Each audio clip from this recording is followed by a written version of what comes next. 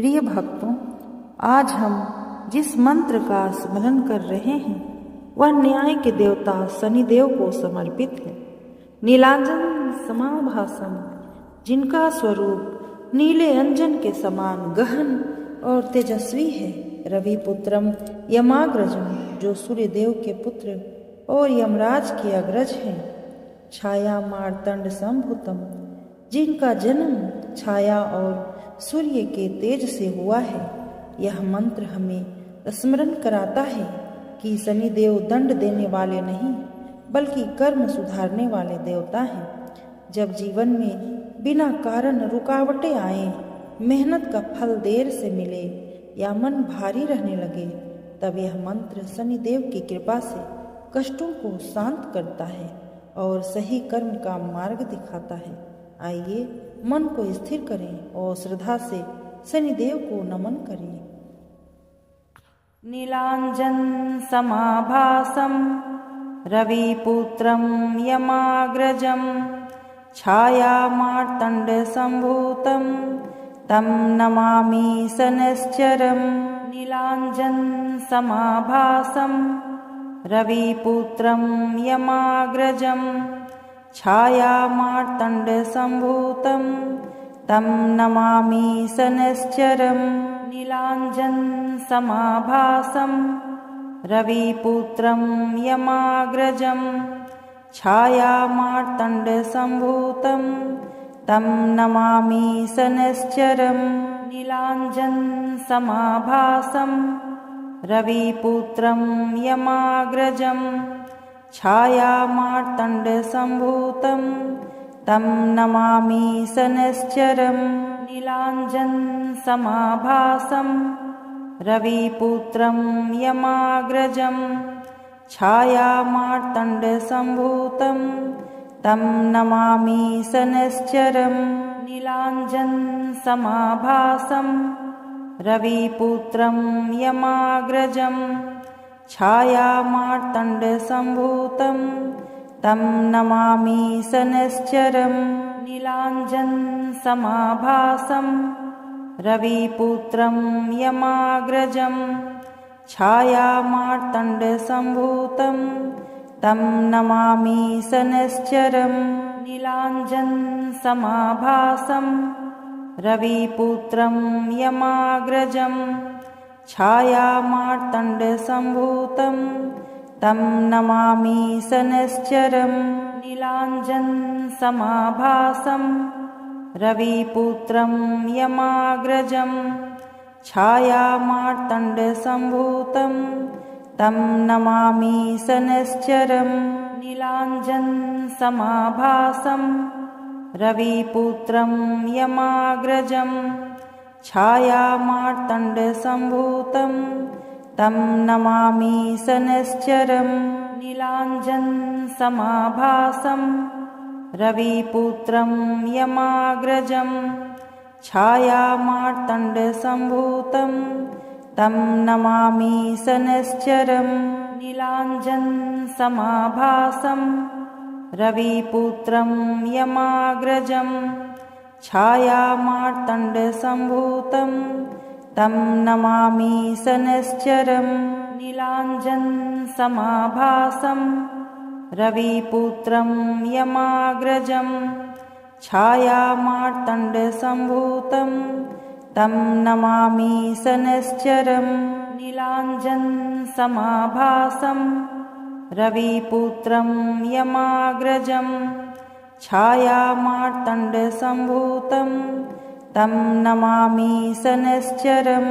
नीलांजन समाभासम रविपुत्रम यमाग्रजम, छाया मार्तंड संभूतम तम नमामि शनैश्चरम्। नीलांजन समाभासम रविपुत्रम यमाग्रजम, छाया मार्तंड संभूतम तम नमामि शनैश्चरम्। नीलांजन समाभासम रविपुत्रम यमाग्रजम, छाया मार्तंड संभूतम तम नमामि शनैश्चरम्। नीलाञ्जनसमाभासं रविपुत्रं यमाग्रजं छायामार्तण्डसम्भूतं तं नमामि शनैश्चरम् नीलाञ्जनसमाभासं रविपुत्रं यमाग्रजं छायामार्तण्डसम्भूतं तं नमामि शनैश्चरम् नीलाञ्जनसमाभासं रविपुत्रं यमाग्रजं छायामार्तण्डसम्भूतं तं नमामि शनैश्चरम् नीलाञ्जनसमाभासं रविपुत्रं यमाग्रजं छायामार्तण्डसम्भूतं तं नमामि शनैश्चरम् नीलाञ्जनसमाभासं रविपुत्रं यमाग्रजं छायामार्तण्डसम्भूतं तं नमामि शनैश्चरम् नीलाञ्जनसमाभासं रविपुत्रं यमाग्रजं छायामार्तण्डसम्भूतं तं नमामि शनैश्चरम् नीलाञ्जनसमाभासं रविपुत्रं यमाग्रजं छायामार्तण्डसम्भूतं तं नमामि शनैश्चरम् नीलाञ्जनसमाभासं रविपुत्रं यमाग्रजं छायामार्तण्डसम्भूतं तं नमामि शनैश्चरम् नीलाञ्जनसमाभासं रविपुत्रं यमाग्रजं छायामार्तण्डसम्भूतं तं नमामि शनैश्चरम् नीलाञ्जनसमाभासं रविपुत्रं यमाग्रजं छायामार्तण्डसम्भूतं तं नमामि शनैश्चरम् नीलाञ्जनसमाभासं रविपुत्रं यमाग्रजं छायामार्तण्डसम्भूतं तं नमामि शनैश्चरम् नीलाञ्जनसमाभासं रविपुत्रं यमाग्रजं छायामार्तण्डसम्भूतं तं नमामि शनैश्चरम् नीलाञ्जनसमाभासं रविपुत्रं यमाग्रजं छायामार्तण्डसम्भूतं तं नमामि शनैश्चरम् नीलाञ्जनसमाभासं रविपुत्रं यमाग्रजं छायामार्तण्डसम्भूतं तं नमामि शनैश्चरम् नीलाञ्जनसमाभासं रविपुत्रं यमाग्रजं छायामार्तण्डसम्भूतं तं नमामि शनैश्चरम् नीलाञ्जनसमाभासं रविपुत्रं यमाग्रजं छायामार्तण्डसम्भूतं तं नमामि शनैश्चरम् नीलाञ्जनसमाभासं रविपुत्रं यमाग्रजं छायामार्तण्डसम्भूतं तं नमामि शनैश्चरम् नीलाञ्जनसमाभासं रविपुत्रं यमाग्रजं छायामार्तण्डसम्भूतं तं नमामि शनैश्चरम् नीलाञ्जनसमाभासं रविपुत्रं यमाग्रजं छायामार्तण्डसम्भूतं तं नमामि शनैश्चरम् नीलाञ्जनसमाभासं रविपुत्रं यमाग्रजं छायामार्तण्डसम्भूतं तं नमामि शनैश्चरम् नीलाञ्जनसमाभासं रविपुत्रं यमाग्रजं छायामार्तण्डसम्भूतं तं नमामि शनैश्चरम् नीलाञ्जनसमाभासं रविपुत्रं यमाग्रजं छायामार्तण्डसम्भूतं तं नमामि शनैश्चरं। नीलाञ्जनसमाभासं रविपुत्रं यमाग्रजं छायामार्तण्डसम्भूतं तं नमामि शनैश्चरं। नीलाञ्जनसमाभासं रविपुत्रं यमाग्रजं छायामार्तण्डसम्भूतं तं नमामि शनैश्चरं। नीलाञ्जनसमाभासं रविपुत्रं यमाग्रजं छायामार्तण्डसम्भूतं तं नमामि शनैश्चरं। नीलाञ्जनसमाभासं रविपुत्रं यमाग्रजं छायामार्तण्डसम्भूतं तं नमामि शनैश्चरं। नीलाञ्जनसमाभासं रविपुत्रं यमाग्रजं छायामार्तण्डसम्भूतं तं नमामि शनैश्चरं। नीलाञ्जनसमाभासं रविपुत्रं यमाग्रजं छायामार्तण्डसम्भूतं तं नमामि शनैश्चरं। नीलाञ्जनसमाभासं रविपुत्रं यमाग्रजं छायामार्तण्डसम्भूतं तं नमामि शनैश्चरं। नीलाञ्जनसमाभासं रविपुत्रं यमाग्रजं छायामार्तण्डसम्भूतं तं नमामि शनैश्चरं। नीलाञ्जनसमाभासं रविपुत्रं यमाग्रजं छायामार्तण्डसम्भूतं तं नमामि शनैश्चरं। नीलाञ्जनसमाभासं रविपुत्रं यमाग्रजं छायामार्तण्डसम्भूतं तं नमामि शनैश्चरं। नीलाञ्जनसमाभासं रविपुत्रं यमाग्रजं छायामार्तण्डसम्भूतं तं नमामि शनैश्चरं। नीलाञ्जनसमाभासं रविपुत्रं यमाग्रजं छायामार्तण्डसम्भूतं तं नमामि शनैश्चरं। नीलाञ्जनसमाभासं रविपुत्रं यमाग्रजं छायामार्तण्डसम्भूतं तं नमामि शनैश्चरं। नीलाञ्जनसमाभासं रविपुत्रं यमाग्रजं छायामार्तण्डसम्भूतं तं नमामि शनैश्चरं। नीलाञ्जनसमाभासं रविपुत्रं यमाग्रजं छायामार्तण्डसम्भूतं तं नमामि शनैश्चरं। नीलाञ्जनसमाभासं रविपुत्रं यमाग्रजं छायामार्तण्डसम्भूतं तं नमामि शनैश्चरं। नीलाञ्जनसमाभासं रविपुत्रं यमाग्रजं छायामार्तण्डसम्भूतं तं नमामि शनैश्चरं। नीलाञ्जनसमाभासं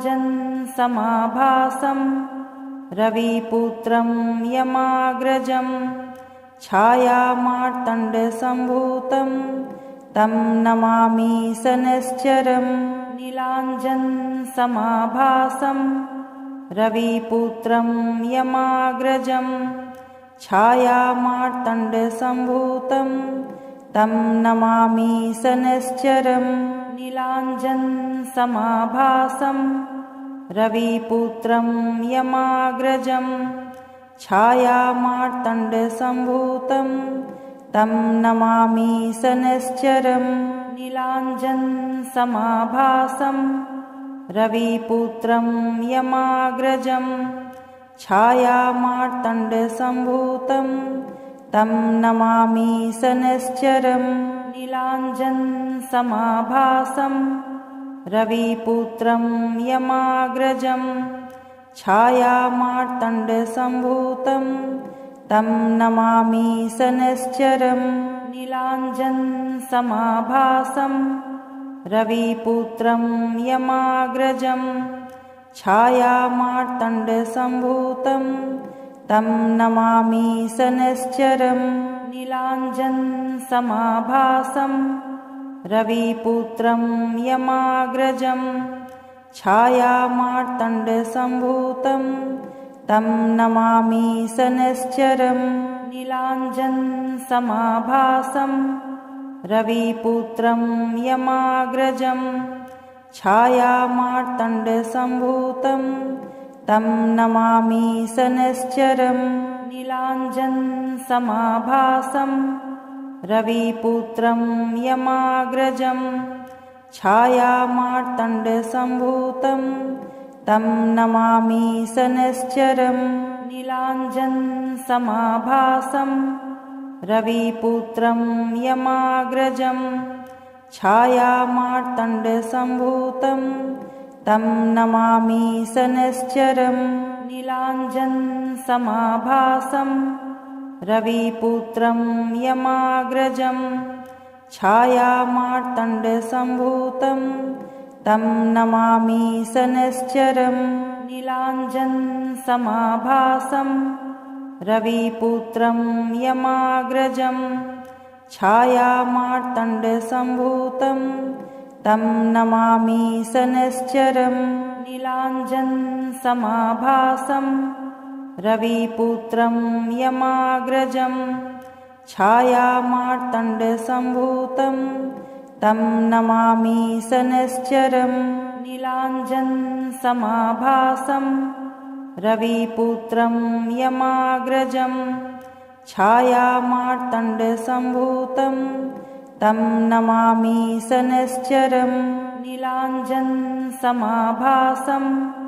रविपुत्रं यमाग्रजं छायामार्तण्डसम्भूतं तं नमामि शनैश्चरं नीलाञ्जनसमाभासं रविपुत्रं यमाग्रजं छायामार्तण्डसम्भूतं तं नमामि शनैश्चरं नीलाञ्जनसमाभासं रविपुत्रं यमाग्रजं छायामार्तण्डसम्भूतं तं नमामि शनैश्चरं नीलाञ्जनसमाभासं रविपुत्रं यमाग्रजं छायामार्तण्डसम्भूतं तं नमामि शनैश्चरं नीलाञ्जनसमाभासं रविपुत्रं यमाग्रजं छायामार्तण्डसम्भूतं तं नमामि शनैश्चरं नीलाञ्जनसमाभासं रविपुत्रं यमाग्रजं छायामार्तण्डसम्भूतं तं नमामि शनैश्चरं नीलाञ्जनसमाभासं रविपुत्रं यमाग्रजं छायामार्तण्डसम्भूतं तं नमामि शनैश्चरं नीलाञ्जनसमाभासं रविपुत्रं यमाग्रजं छायामार्तण्डसम्भूतं तं नमामि शनैश्चरं नीलाञ्जनसमाभासं रविपुत्रं यमाग्रजं छायामार्तण्डसम्भूतं तं नमामि शनैश्चरं नीलाञ्जनसमाभासं रविपुत्रं यमाग्रजं छायामार्तण्डसम्भूतं तं नमामि शनैश्चरं नीलाञ्जनसमाभासं रविपुत्रं यमाग्रजं छायामार्तण्डसम्भूतं तं नमामि शनैश्चरं नीलाञ्जनसमाभासं रविपुत्रं यमाग्रजं छायामार्तण्डसम्भूतं तं नमामि शनैश्चरं नीलाञ्जनसमाभासं रविपुत्रं यमाग्रजं छायामार्तण्डसम्भूतं तं नमामि शनैश्चरम् नीलाञ्जनसमाभासं रविपुत्रं यमाग्रजं छायामार्तण्डसम्भूतं तं नमामि शनैश्चरम् नीलाञ्जनसमाभासं रविपुत्रं यमाग्रजं छायामार्तण्डसम्भूतं तं नमामि शनैश्चरम् नीलाञ्जनसमाभासं रविपुत्रं यमाग्रजं छायामार्तण्डसम्भूतं तं नमामि शनैश्चरम् नीलाञ्जनसमाभासं रविपुत्रं यमाग्रजं छायामार्तण्डसम्भूतं तं नमामि शनैश्चरम् नीलाञ्जनसमाभासं रविपुत्रं यमाग्रजं छायामार्तण्डसम्भूतं तं नमामि शनैश्चरम् नीलाञ्जनसमाभासं रविपुत्रं यमाग्रजं छायामार्तण्डसम्भूतं तं नमामि शनैश्चरम् नीलाञ्जनसमाभासं रविपुत्रं यमाग्रजं छायामार्तण्डसम्भूतं तं नमामि शनैश्चरम् नीलाञ्जनसमाभासं रविपुत्रं यमाग्रजं छायामार्तण्डसम्भूतं तं नमामि शनैश्चरम् नीलाञ्जनसमाभासं रविपुत्रं यमाग्रजं छायामार्तण्डसम्भूतं तं नमामि शनैश्चरम् नीलाञ्जनसमाभासं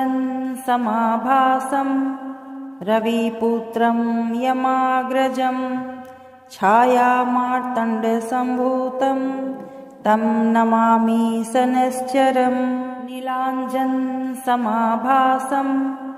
रविपुत्रं यमाग्रजं छायामार्तण्डसम्भूतं तं नमामि शनैश्चरम् नीलाञ्जनसमाभासं रविपुत्रं यमाग्रजं छायामार्तण्डसम्भूतं तं नमामि शनैश्चरम् नीलाञ्जनसमाभासं रविपुत्रं यमाग्रजं छायामार्तण्डसम्भूतं तं नमामि शनैश्चरम् नीलाञ्जनसमाभासं रविपुत्रं यमाग्रजं छायामार्तण्डसम्भूतं तं नमामि शनैश्चरम् नीलाञ्जनसमाभासं रविपुत्रं यमाग्रजं छायामार्तण्डसम्भूतं तं नमामि शनैश्चरम् नीलाञ्जनसमाभासं रविपुत्रं यमाग्रजं छायामार्तण्डसम्भूतं तं नमामि शनैश्चरम् नीलाञ्जनसमाभासं रविपुत्रं यमाग्रजं छायामार्तण्डसम्भूतं तं नमामि शनैश्चरम् नीलाञ्जनसमाभासं रविपुत्रं यमाग्रजं छायामार्तण्डसम्भूतं तं नमामि शनैश्चरम् नीलाञ्जनसमाभासं रविपुत्रं यमाग्रजं छायामार्तण्डसम्भूतं तं नमामि शनैश्चरम् नीलाञ्जनसमाभासं रविपुत्रं यमाग्रजं छायामार्तण्डसम्भूतं तं नमामि शनैश्चरम् नीलाञ्जनसमाभासं रविपुत्रं यमाग्रजं छायामार्तण्डसम्भूतं तं नमामि शनैश्चरं। नीलाञ्जनसमाभासं रविपुत्रं यमाग्रजं छायामार्तण्डसम्भूतं तं नमामि शनैश्चरं। नीलाञ्जनसमाभासं रविपुत्रं यमाग्रजं छायामार्तण्डसम्भूतं तं नमामि शनैश्चरं। नीलाञ्जनसमाभासं रविपुत्रं यमाग्रजं छायामार्तण्डसम्भूतं तं नमामि शनैश्चरं। नीलाञ्जनसमाभासं रविपुत्रं यमाग्रजं छायामार्तण्डसम्भूतं तं नमामि शनैश्चरं। नीलाञ्जनसमाभासं रविपुत्रं यमाग्रजं छायामार्तण्डसम्भूतं तं नमामि शनैश्चरं। नीलाञ्जनसमाभासं रविपुत्रं यमाग्रजं छायामार्तण्डसम्भूतं तं नमामि शनैश्चरं। नीलाञ्जनसमाभासं रविपुत्रं यमाग्रजं छायामार्तण्डसम्भूतं तं नमामि शनैश्चरं। नीलाञ्जनसमाभासं रविपुत्रं यमाग्रजं छायामार्तण्डसम्भूतं तं नमामि शनैश्चरं। नीलाञ्जनसमाभासं रविपुत्रं यमाग्रजं छायामार्तण्डसम्भूतं तं नमामि शनैश्चरं। नीलाञ्जनसमाभासं रविपुत्रं यमाग्रजं छायामार्तण्डसम्भूतं तं नमामि शनैश्चरं। नीलाञ्जनसमाभासं रविपुत्रं यमाग्रजं छायामार्तण्डसम्भूतं तं नमामि शनैश्चरं। नीलाञ्जनसमाभासं रविपुत्रं यमाग्रजं छायामार्तण्डसम्भूतं तं नमामि शनैश्चरं। नीलाञ्जनसमाभासं रविपुत्रं यमाग्रजं छायामार्तण्डसम्भूतं तं नमामि शनैश्चरं। नीलाञ्जनसमाभासं रविपुत्रं यमाग्रजं छायामार्तण्डसम्भूतं तं नमामि शनैश्चरं। नीलाञ्जनसमाभासं रविपुत्रं यमाग्रजं छायामार्तण्डसम्भूतं तं नमामि शनैश्चरं। नीलाञ्जनसमाभासं रविपुत्रं यमाग्रजं छायामार्तण्डसम्भूतं तं नमामि शनैश्चरं। नीलाञ्जनसमाभासं रविपुत्रं यमाग्रजं छायामार्तण्डसम्भूतं तं नमामि शनैश्चरं। नीलाञ्जनसमाभासं रविपुत्रं यमाग्रजं छायामार्तण्डसम्भूतं तं नमामि शनैश्चरं। नीलाञ्जनसमाभासं रविपुत्रं यमाग्रजं छायामार्तण्डसम्भूतं तं नमामि शनैश्चरं। नीलाञ्जनसमाभासं रविपुत्रं यमाग्रजं छायामार्तण्डसम्भूतं तं नमामि शनैश्चरं। नीलाञ्जनसमाभासं रविपुत्रं यमाग्रजं छायामार्तण्डसम्भूतं तं नमामि शनैश्चरं। नीलाञ्जनसमाभासं रविपुत्रं यमाग्रजं छायामार्तण्डसम्भूतं तं नमामि शनैश्चरं नीलाञ्जनसमाभासं रविपुत्रं यमाग्रजं छायामार्तण्डसम्भूतं तं नमामि शनैश्चरं नीलाञ्जनसमाभासं रविपुत्रं यमाग्रजं छायामार्तण्डसम्भूतं तं नमामि शनैश्चरं नीलाञ्जनसमाभासं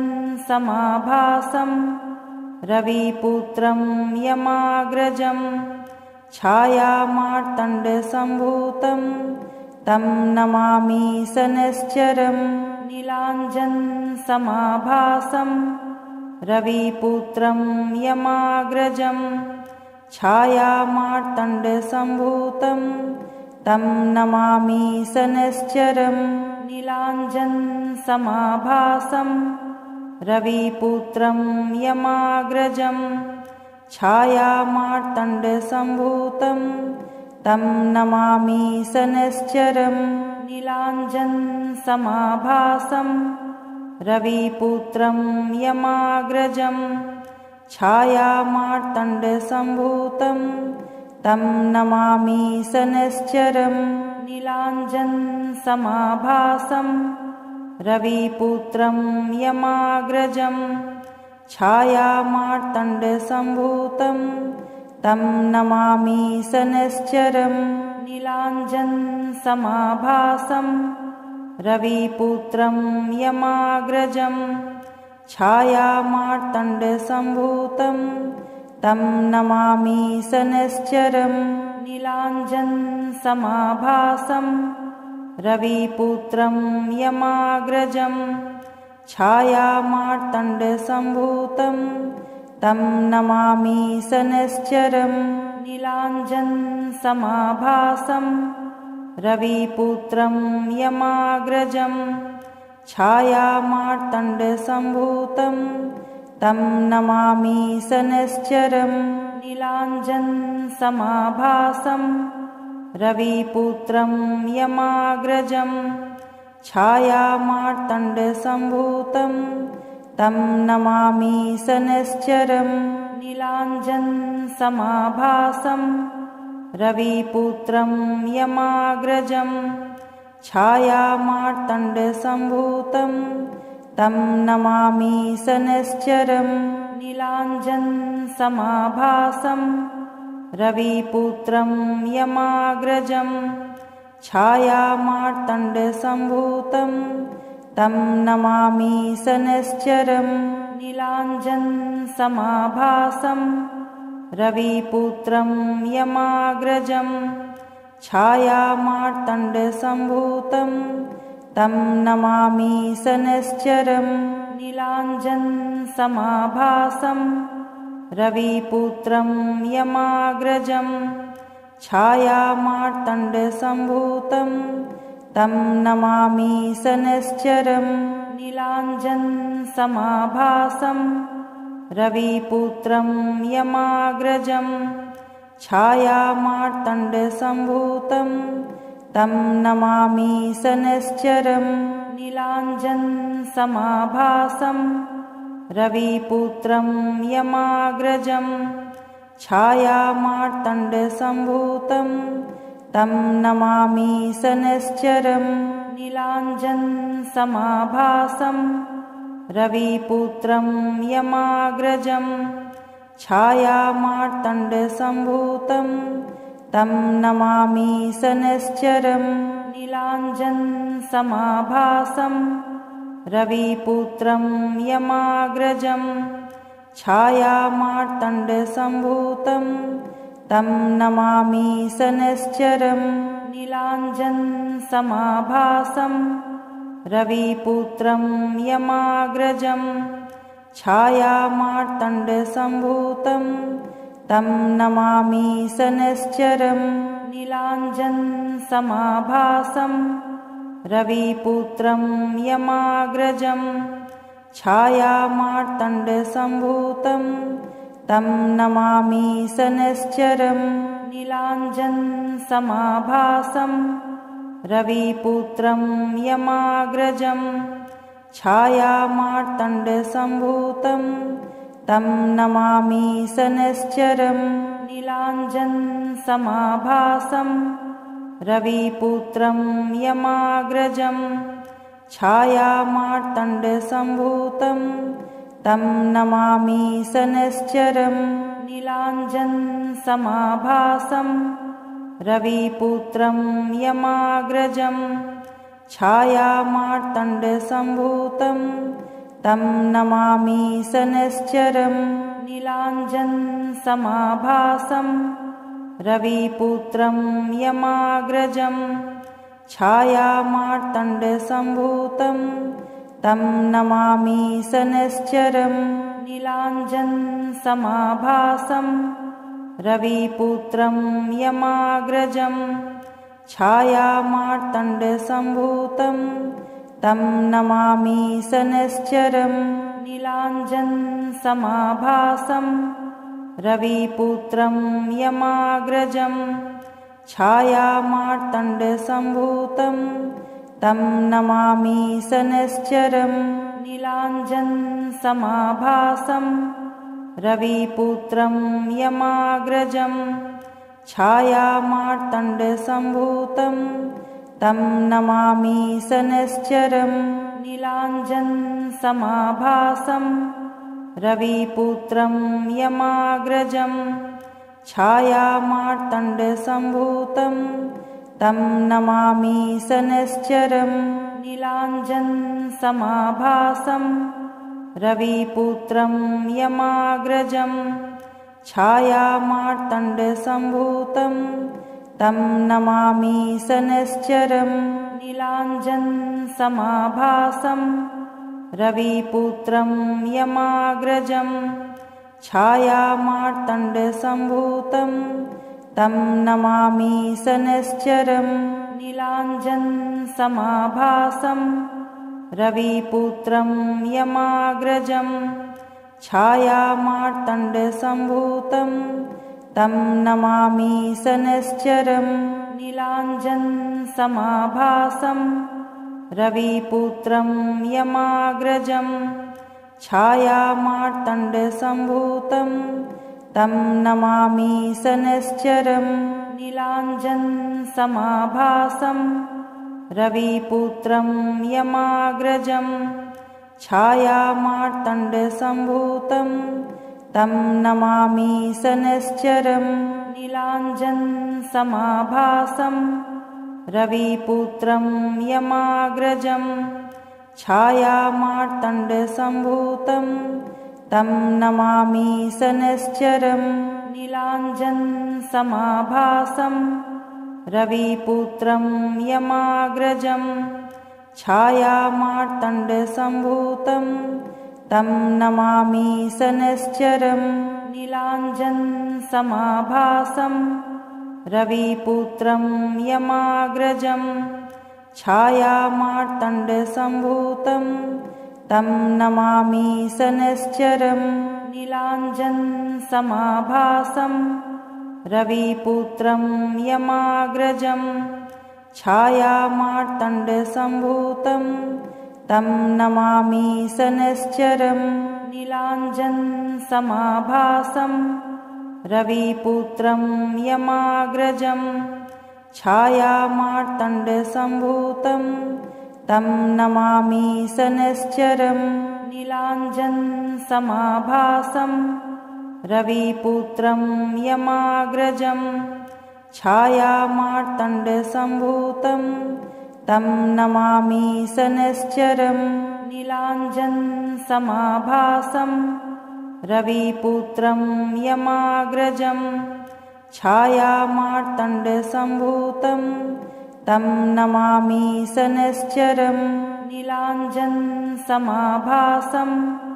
रविपुत्रं यमाग्रजं छायामार्तण्डसम्भूतं तं नमामि शनैश्चरम् नीलाञ्जनसमाभासं रविपुत्रं यमाग्रजं छायामार्तण्डसम्भूतं तं नमामि शनैश्चरं। नीलाञ्जनसमाभासं रविपुत्रं यमाग्रजं छायामार्तण्डसम्भूतं तं नमामि शनैश्चरं। नीलाञ्जनसमाभासं रविपुत्रं यमाग्रजं छायामार्तण्डसम्भूतं तं नमामि शनैश्चरं। नीलाञ्जनसमाभासं रविपुत्रं यमाग्रजं छायामार्तण्डसम्भूतं तं नमामि शनैश्चरं। नीलाञ्जनसमाभासं रविपुत्रं यमाग्रजं छायामार्तण्डसम्भूतं तं नमामि शनैश्चरं। नीलाञ्जनसमाभासं रविपुत्रं यमाग्रजं छायामार्तण्डसम्भूतं तं नमामि शनैश्चरं। नीलाञ्जनसमाभासं रविपुत्रं यमाग्रजं छायामार्तण्डसम्भूतं तं नमामि शनैश्चरं। नीलाञ्जनसमाभासं रविपुत्रं यमाग्रजं छायामार्तण्डसम्भूतं तं नमामि शनैश्चरं। नीलाञ्जनसमाभासं रविपुत्रं यमाग्रजं छायामार्तण्डसम्भूतं तं नमामि शनैश्चरं। नीलाञ्जनसमाभासं रविपुत्रं यमाग्रजं छायामार्तण्डसम्भूतं तं नमामि शनैश्चरं। नीलाञ्जनसमाभासं रविपुत्रं यमाग्रजं छायामार्तण्डसम्भूतं तं नमामि शनैश्चरं। नीलाञ्जनसमाभासं रविपुत्रं यमाग्रजं छायामार्तण्डसम्भूतं तं नमामि शनैश्चरं। नीलाञ्जनसमाभासं रविपुत्रं यमाग्रजं छायामार्तण्डसम्भूतं तं नमामि शनैश्चरं। नीलाञ्जनसमाभासं रविपुत्रं यमाग्रजं छायामार्तण्डसम्भूतं तं नमामि शनैश्चरं। नीलाञ्जनसमाभासं रविपुत्रं यमाग्रजं छायामार्तण्डसम्भूतं तं नमामि शनैश्चरं। नीलाञ्जनसमाभासं रविपुत्रं यमाग्रजं छायामार्तण्डसम्भूतं तं नमामि शनैश्चरं। नीलाञ्जनसमाभासं रविपुत्रं यमाग्रजं छायामार्तण्डसम्भूतं तं नमामि शनैश्चरं। नीलाञ्जनसमाभासं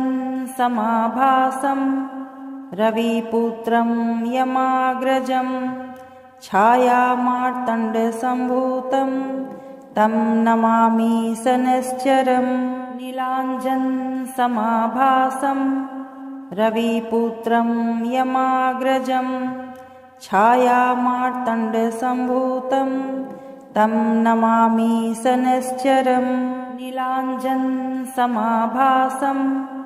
रविपुत्रं यमाग्रजं छायामार्तण्डसम्भूतं तं नमामि शनैश्चरं। नीलाञ्जनसमाभासं रविपुत्रं यमाग्रजं छायामार्तण्डसम्भूतं तं नमामि शनैश्चरं। नीलाञ्जनसमाभासं रविपुत्रं यमाग्रजं छायामार्तण्डसम्भूतं तं नमामि शनैश्चरं।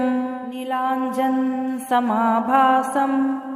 रविपुत्रं यमाग्रजं छायामार्तण्डसम्भूतं तं नमामि शनैश्चरं नीलाञ्जनसमाभासं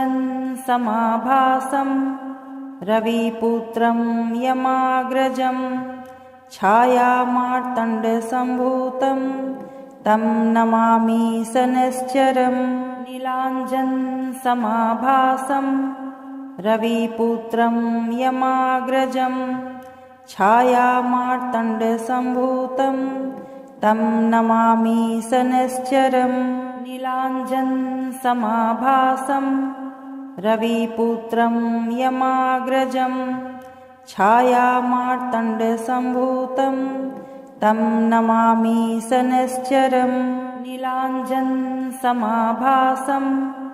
रविपुत्रं यमाग्रजं छायामार्तण्डसम्भूतं तं नमामि शनैश्चरं नीलाञ्जनसमाभासं रविपुत्रं यमाग्रजं छायामार्तण्डसम्भूतं तं नमामि शनैश्चरं नीलाञ्जनसमाभासं रविपुत्रं यमाग्रजं छायामार्तण्डसम्भूतं तं नमामि शनैश्चरं नीलाञ्जनसमाभासं रविपुत्रं यमाग्रजं छायामार्तण्डसम्भूतं तं नमामि शनैश्चरं नीलाञ्जनसमाभासं रविपुत्रं यमाग्रजं छायामार्तण्डसम्भूतं तं नमामि शनैश्चरं नीलाञ्जनसमाभासं रविपुत्रं यमाग्रजं छायामार्तण्डसम्भूतं तं नमामि शनैश्चरं नीलाञ्जनसमाभासं रविपुत्रं यमाग्रजं छायामार्तण्डसम्भूतं तं नमामि शनैश्चरं नीलाञ्जनसमाभासं रविपुत्रं यमाग्रजं छायामार्तण्डसम्भूतं तं नमामि शनैश्चरं नीलाञ्जनसमाभासं रविपुत्रं यमाग्रजं छायामार्तण्डसम्भूतं तं नमामि शनैश्चरं नीलाञ्जनसमाभासं रविपुत्रं यमाग्रजं छायामार्तण्डसम्भूतं तं नमामि शनैश्चरं नीलाञ्जनसमाभासं रविपुत्रं यमाग्रजं छायामार्तण्डसम्भूतं तं नमामि शनैश्चरं नीलाञ्जनसमाभासं रविपुत्रं यमाग्रजं छायामार्तण्डसम्भूतं तं नमामि शनैश्चरं नीलाञ्जनसमाभासं रविपुत्रं यमाग्रजं छायामार्तण्डसम्भूतं तं नमामि शनैश्चरं नीलाञ्जनसमाभासं रविपुत्रं यमाग्रजं छायामार्तण्डसम्भूतं तं नमामि शनैश्चरं नीलाञ्जनसमाभासं रविपुत्रं यमाग्रजं छायामार्तण्डसम्भूतं तं नमामि शनैश्चरं नीलाञ्जनसमाभासं रविपुत्रं यमाग्रजं छायामार्तण्डसम्भूतं तं नमामि शनैश्चरं नीलाञ्जनसमाभासं रविपुत्रं यमाग्रजं छायामार्तण्डसम्भूतं तं नमामि शनैश्चरं नीलाञ्जनसमाभासं रविपुत्रं यमाग्रजं छायामार्तण्डसम्भूतं तं नमामि शनैश्चरं नीलाञ्जनसमाभासं रविपुत्रं यमाग्रजं छायामार्तण्डसम्भूतं तं नमामि शनैश्चरम् नीलाञ्जनसमाभासं रविपुत्रं यमाग्रजं छायामार्तण्डसम्भूतं तं नमामि शनैश्चरम् नीलाञ्जनसमाभासं रविपुत्रं यमाग्रजं छायामार्तण्डसम्भूतं तं नमामि शनैश्चरम् नीलाञ्जनसमाभासं रविपुत्रं यमाग्रजं छायामार्तण्डसम्भूतं तं नमामि शनैश्चरम् नीलाञ्जनसमाभासं रविपुत्रं यमाग्रजं छायामार्तण्डसम्भूतं तं नमामि शनैश्चरम् नीलाञ्जनसमाभासं रविपुत्रं यमाग्रजं छायामार्तण्डसम्भूतं तं नमामि शनैश्चरम् नीलाञ्जनसमाभासं रविपुत्रं यमाग्रजं छायामार्तण्डसम्भूतं तं नमामि शनैश्चरम् नीलाञ्जनसमाभासं रविपुत्रं यमाग्रजं छायामार्तण्डसम्भूतं तं नमामि शनैश्चरम् नीलाञ्जनसमाभासं रविपुत्रं यमाग्रजं छायामार्तण्डसम्भूतं तं नमामि शनैश्चरम् नीलाञ्जनसमाभासं रविपुत्रं यमाग्रजं छायामार्तण्डसम्भूतं तं नमामि शनैश्चरम् नीलाञ्जनसमाभासं रविपुत्रं यमाग्रजं छायामार्तण्डसम्भूतं तं नमामि शनैश्चरम् नीलाञ्जनसमाभासं रविपुत्रं यमाग्रजं छायामार्तण्डसम्भूतं तं नमामि शनैश्चरम् नीलाञ्जनसमाभासं रविपुत्रं यमाग्रजं छायामार्तण्डसम्भूतं तं नमामि शनैश्चरम् नीलाञ्जनसमाभासं रविपुत्रं यमाग्रजं छायामार्तण्डसम्भूतं तं नमामि शनैश्चरम् नीलाञ्जनसमाभासं रविपुत्रं यमाग्रजं छायामार्तण्डसम्भूतं तं नमामि शनैश्चरम् नीलाञ्जनसमाभासं रविपुत्रं यमाग्रजं छायामार्तण्डसम्भूतं तं नमामि शनैश्चरम् नीलाञ्जनसमाभासं रविपुत्रं यमाग्रजं छायामार्तण्डसम्भूतं तं नमामि शनैश्चरम् नीलाञ्जनसमाभासं रविपुत्रं यमाग्रजं छायामार्तण्डसम्भूतं तं नमामि शनैश्चरम् नीलाञ्जनसमाभासं रविपुत्रं यमाग्रजं छायामार्तण्डसम्भूतं तं नमामि शनैश्चरम् नीलाञ्जनसमाभासं रविपुत्रं यमाग्रजं छायामार्तण्डसम्भूतं तं नमामि शनैश्चरम् नीलाञ्जनसमाभासं रविपुत्रं यमाग्रजं छायामार्तण्डसम्भूतं तं नमामि शनैश्चरम् नीलाञ्जनसमाभासं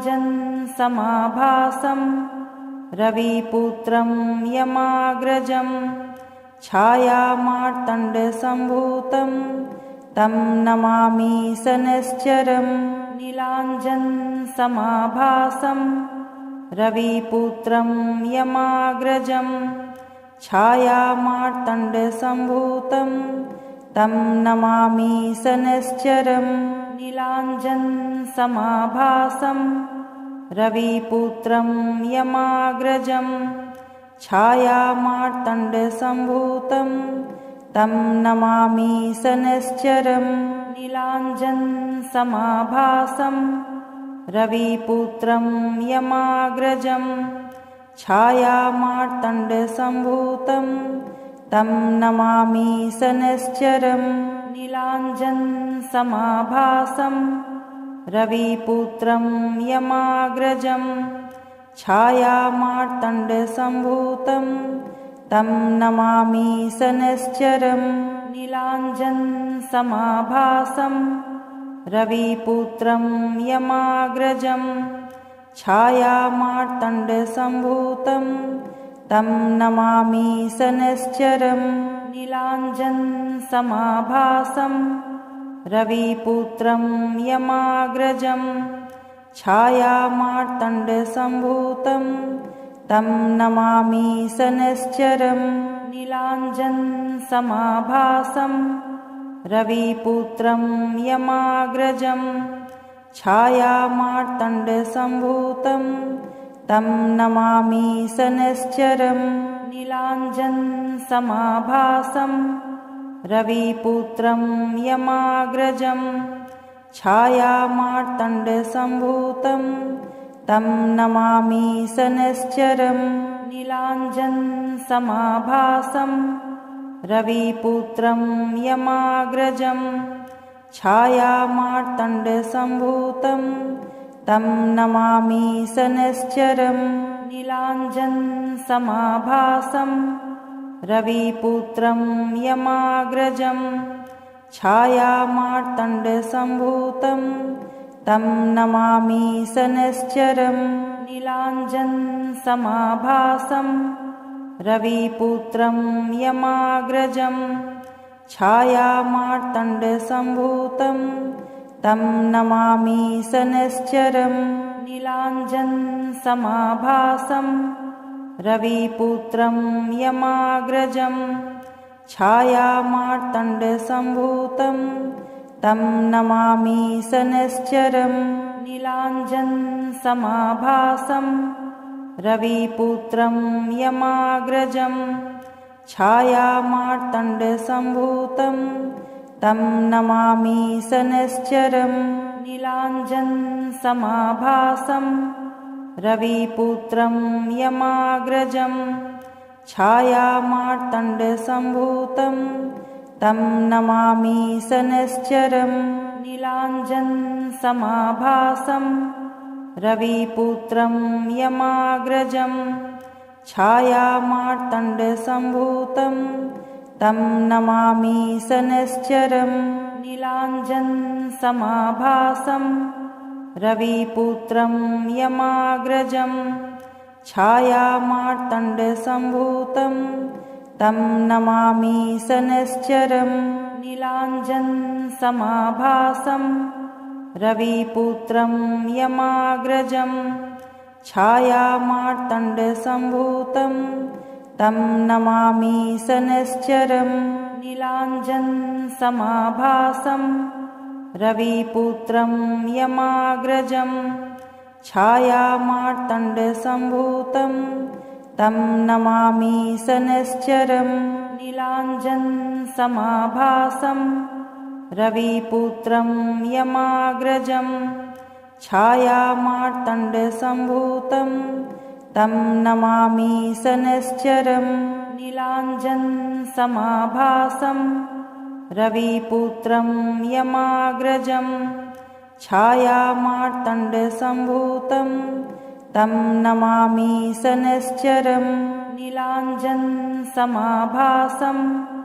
रविपुत्रं यमाग्रजं छायामार्तण्डसम्भूतं तं नमामि शनैश्चरं। नीलाञ्जनसमाभासं रविपुत्रं यमाग्रजं छायामार्तण्डसम्भूतं तं नमामि शनैश्चरं नीलाञ्जनसमाभासं रविपुत्रं यमाग्रजं छायामार्तण्डसम्भूतं तं नमामि शनैश्चरं नीलाञ्जनसमाभासं रविपुत्रं यमाग्रजं छायामार्तण्डसम्भूतं तं नमामि शनैश्चरं नीलाञ्जनसमाभासं रविपुत्रं यमाग्रजं छायामार्तण्डसम्भूतं तं नमामि शनैश्चरं नीलाञ्जनसमाभासं रविपुत्रं यमाग्रजं छायामार्तण्डसम्भूतं तं नमामि शनैश्चरं नीलाञ्जनसमाभासं रविपुत्रं यमाग्रजं छायामार्तण्डसम्भूतं तं नमामि शनैश्चरं नीलाञ्जनसमाभासं रविपुत्रं यमाग्रजं छायामार्तण्डसम्भूतं तं नमामि शनैश्चरं नीलाञ्जनसमाभासं रविपुत्रं यमाग्रजं छायामार्तण्डसम्भूतं तं नमामि शनैश्चरं नीलाञ्जनसमाभासं रविपुत्रं यमाग्रजं छायामार्तण्डसम्भूतं तं नमामि शनैश्चरं नीलाञ्जनसमाभासं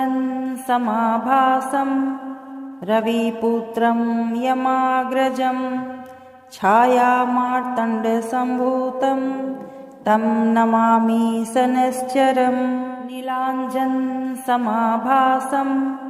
रविपुत्रं यमाग्रजं छायामार्तण्डसम्भूतं तं नमामि शनैश्चरं नीलाञ्जनसमाभासं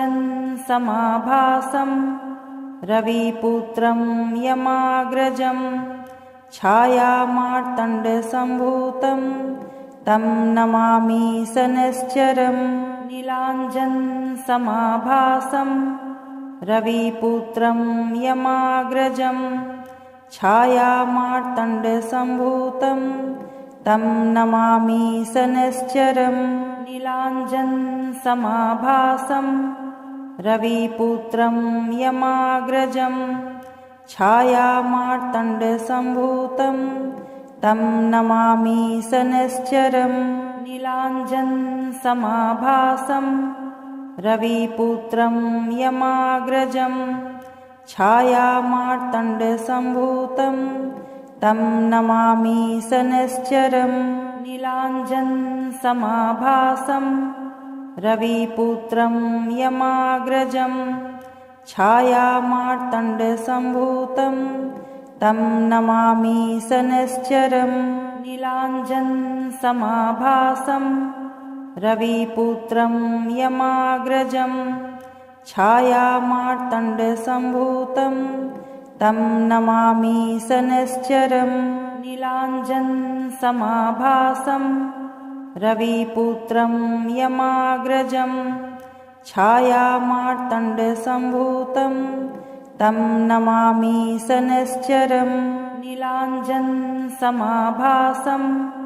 रविपुत्रं यमाग्रजं छायामार्तण्डसम्भूतं तं नमामि शनैश्चरं नीलाञ्जनसमाभासं